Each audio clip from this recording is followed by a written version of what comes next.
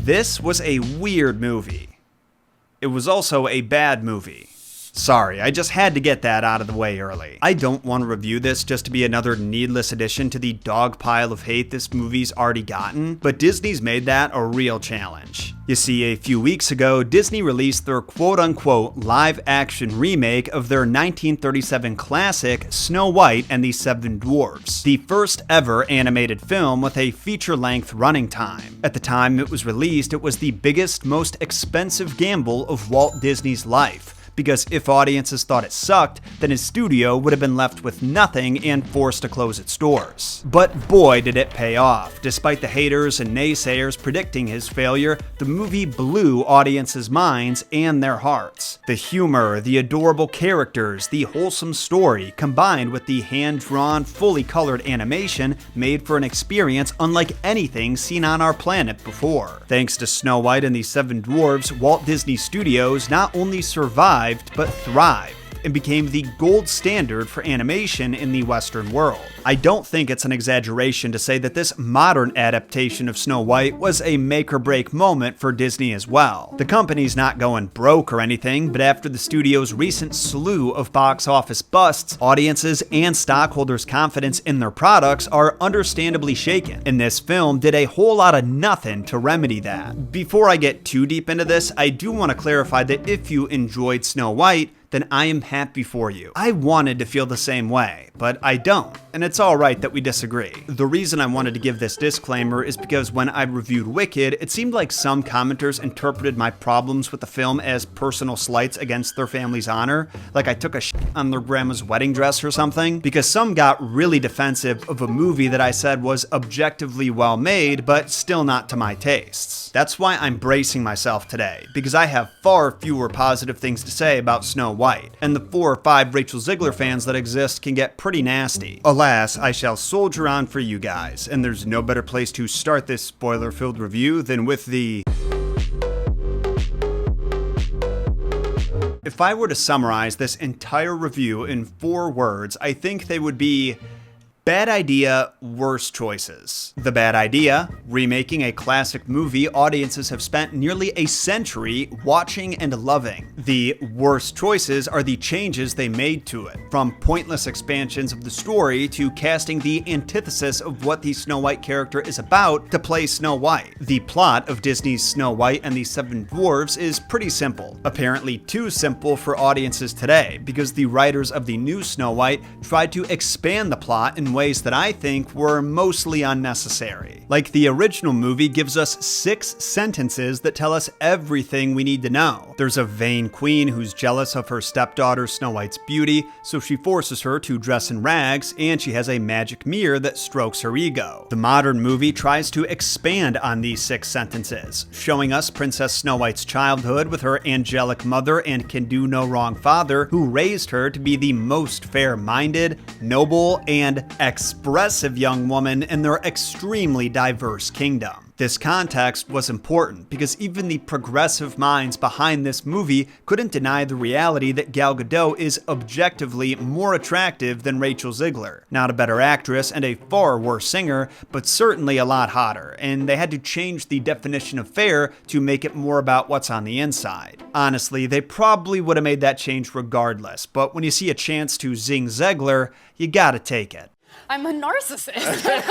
They also had to explain why their only princess, named after her appearance, looks nothing like her namesake. So they say she survived a really harsh winter after she was born. Yeah, okay, we'll talk about that later. This time, the prince has more of a reason to like Snow White other than her looks and beautiful voice. Instead of a prince, he's a bandit who gets arrested for stealing food. But then Snow White sets him free from the flimsiest tied ropes I've ever seen and kind of proves that she's a badass in her own right, or at least this movie's idea of what a badass is. I don't really have a problem with that change. They did a decent job emphasizing that the fragility and gentleness Snow White is known for is really a strength without reducing the prince, or in this case Bandit King, to a completely arbitrary role. I've noticed that some modern movies have a hard time building up women without shitting on men at the same time, but I didn't feel like that was the case with Snow White at all. I mean, the prince wasn't much of a character character before this movie. In the original fairy tale, it's important the prince is a prince because he has servants that play an important and hilarious role in waking up Snow White, but they don't do much with him in the animated film, so I appreciate them fleshing out his character and the relationship. A little behind the scenes factoid for you, the prince originally was meant to play a bigger part in the animated movie. There was a whole scrapped sequence where he was captured by the queen and had to fight his way through the guards to reach Snow White. The reason they scrapped it was apparently because animating the male physique was obscenely difficult, but now it's become my headcanon that that is where he was before he shows up at the end. This catch and release storyline was incorporated into the remake,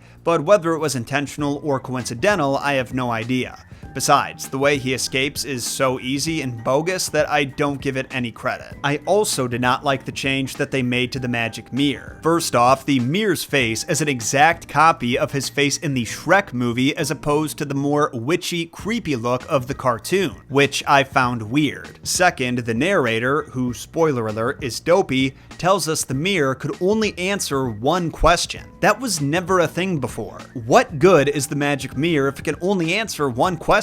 Especially a question that's open to interpretation. I feel like they had to add that stipulation because if not, the queen would just rephrase her question to hear what she wants once she realizes the mirror is talking about inner beauty. Oh, you are saying Snow White is a nicer person than me?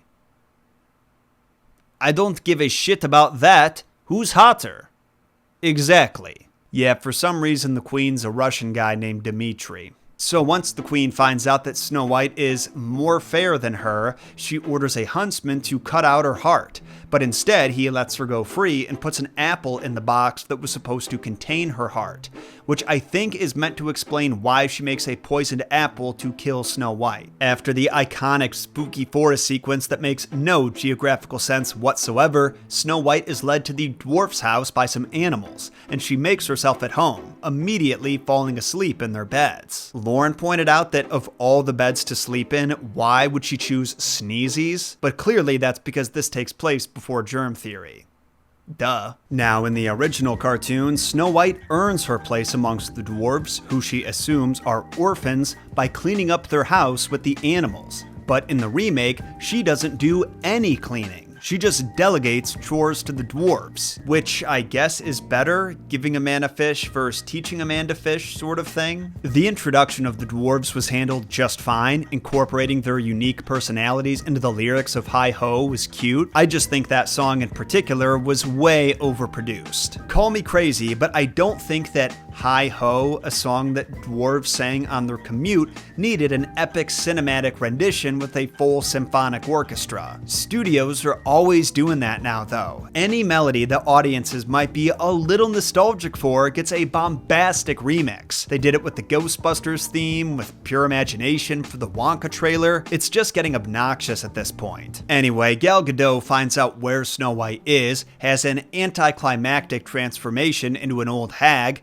makes a poisoned apple, and tricks her into eating it by claiming to have been a supporter of her father's, the old kings. I don't think that's a very convincing argument, but Snow White is supposed to be naive. Then again, this Snow White isn't naive, so why would she take fruit from some crusty old lady's hand? We'll chalk it up to stress and confusion. Regardless, Snow White dies and the dwarves lay her on a rock. Not the iconic glass coffin like in the original fairy tale or in the movie this is supposed to be adapting, a rock. You know, I would think that a bunch of master craftsmen who have unlimited access to precious jewels would do something a little nicer for the first human to make contact with them in 274 years. But a rock makes sense. The rock would make even more sense. Lucky for Snow White, the prince is able to find his way back to the dwarf's house and breaks the spell with True Love's kiss, which I do want to give Disney credit for because they let the Maleficent movie shit all over that idea, and I think the Snow White movie is the real progenitor of the True Love's kiss motif in Disney movies, so it would have been dumb to take it out. Then we have the final face-off with the queen, after Snow White inspires the townspeople just by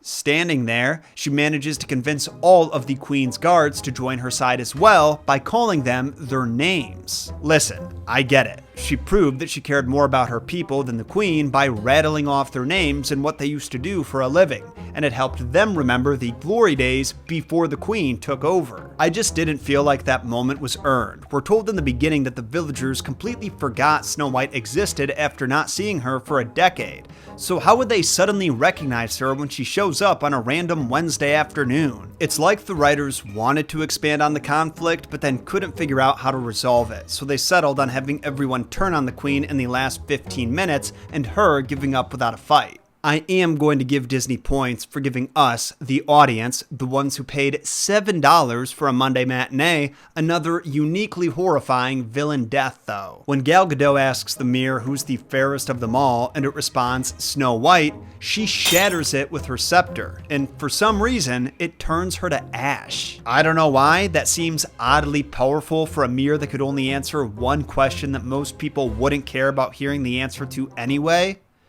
But the visuals were cool. As always, we gotta shout out the overworked, underpaid VFX artists who worked tirelessly trying to create something for moviegoers to appreciate about this. The dwarves are living comfortably in the uncanny valley, but I watched some behind the scenes clips on how they made the dwarves and wow. I'm amazed by the technology, but I'm also amazed at how much effort they put in to not hire dwarf actors. Which brings us to our next topic, the most controversial part of this movie's development.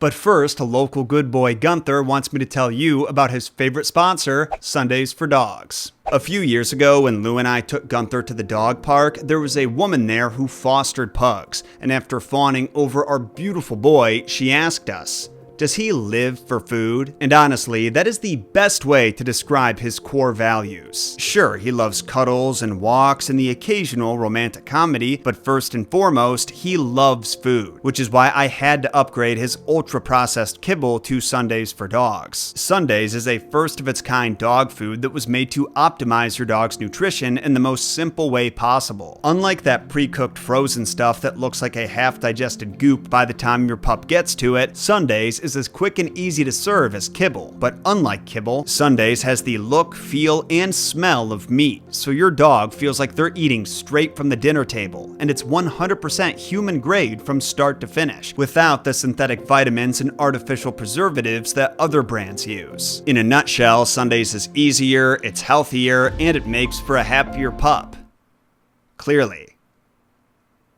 To give your doggo a chance to experience true bliss at half the price, go to sundaysfordogs.com/Jon Solo, hit the link at the top of the description, or use code Jon Solo at checkout. Alright, so I don't know what drugs the casting director for this movie was on, but I don't want them. Those are scary drugs. And I like drugs. They make me feel less lonely. And I think we gotta start with the decision that Disney took the most flack for, making all 7 dwarves with CGI instead of hiring dwarf actors, because of comments made by the most successful little person actor in the history of the world, Peter Dinklage. Now, there are 2 important asterisks next to that statement. The first being that 2 little person actors were cast in the film. George Appleby played Quig the Crossbowman, and Martin Klebb played Grumpy. The other asterisk is, I don't think Dinklage is actually the reason Disney used CGI. For those who missed the news, the narrative online is that Disney was considering hiring little people actors to play the role of the iconic dwarves until Peter Dinklage made some comments against it on Mark Maron's podcast. They're very proud to cast a Latino actress as Snow White. Take a step back and look at what you're doing there. You're progressive in one way, but you're still making that backward story of 7 dwarves living in a cave. What the are you doing, man? Now, to be fair to Dinklage, I don't know how serious his comments were, and even if he wasn't joking, I doubt that he thought Mark Maron's podcast would have any influence on Disney's couple $100 million movie. It doesn't even sound like he knew for sure that Disney was making it. It was the public statement that Disney released in response that confused everyone, and kind of threw Peter under the bus, whether it was intentional or not. Within 48 hours of the podcast's publication, Disney announced they were taking a different approach to avoid reinforcing stereotypes. But I don't think that meant, thanks for your input, Peter, we're going back to the drawing board. You see, the different approach that Disney was referring to was making the dwarves less human and more magical by shoehorning in a magical ability where the dwarves use their bare hands to detect precious jewels, or create them, or something. And as forced as that may sound, I do think it was the plan all along based on comments made by people involved with the movie. Rachel Zegler mentioned on Kimmel that in her audition, which would have been in mid-2021, she was acting against Dopey, so that role had already been filled by Andrew Barth Feldman. There's also the movie's dwarfism consultant, who claims she was told in 2021 that the dwarfs would be CGI. You don't have to take these people at their word, but if we do, then that means Dinklage may have gotten a little more flack than he deserved. Both he and Disney landed in hot water with the dwarfism community, who were upset that 6 other dwarf actors were denied the opportunity to try out for these roles of a lifetime. As for my opinion on this whole debacle, I gotta point out that Peter Dinklage evidently does not know the story of Snow White. She doesn't live in a cave with 7 dwarves. They live in a house and she keeps it clean while they work in the mines. The dwarves care about Snow White and Snow White cares about them. She teaches them a better way of living and they risk their own lives to avenge her death. There's nothing to dismiss or admonish about these characters or their relationships. I also feel like I've got to point out that while the choice to use CGI resulted in way more than 7 jobs being created to bring those characters to life, I can't help but think about the actors who played the Munchkins in Wizard of Oz, how they still raved about their acting experience decades later, and how many of them got to enjoy the love and adoration of fans to their very last days. I'm not saying these dwarf actors would have received the same acclaim as those because with or without them, this movie was basically garbage, but for Disney to act like excluding dwarf actors was the progressive decision, like that was the respectful thing to do, is just backwards to me. But I'd love to hear your thoughts on that, so comment them down below. When it comes to Gal Gadot, my sentiments are the same as everyone else's. That woman cannot act for shit, and she definitely can't sing. She does not have the stage presence to be an evil queen. They should have picked an older actress who could bring some more sophistication and regality to the role. And no Snow White review is complete without mentioning Zigdog. Where do I begin with this one? Hey Disney, when you hire an actress to bring one of your most iconic and beloved characters to life, maybe make sure she actually likes that character and the movie that she's in. The original cartoon came out in 1937, and very evidently so. I'm just so curious how she got so far into the audition process without raising any red flags. You would imagine that at some point she would have been asked what she thought about the character. So did she lie to get the job, or did nobody bother to ask? There's a big focus on her love story. With a guy who literally stalks her. Yeah. Weird. Either way, it's pretty ballsy to shit on your source material the first time you comment on the project publicly. Also, like Dinklage, I think she needs to refresh herself on the original story, because the prince isn't a stalker, and Snow White has plenty of respectable traits that make her a quality character, without her yearning to be a leader like every other female protagonist Disney's churned out in the last decade. She brings order to the dwarves' chaotic, messy home. She introduces fun and levity and friendship into their lives. She's a bit of a damsel, sure, but the dwarves can be a bit dramatic too. It doesn't make their good qualities any less valuable. So not only do we have an actress who doesn't appreciate or even understand the character that she's been cast to play, but she doesn't even look like her either. Let me ask you, what if Disney made a live-action version of Brave, God forbid,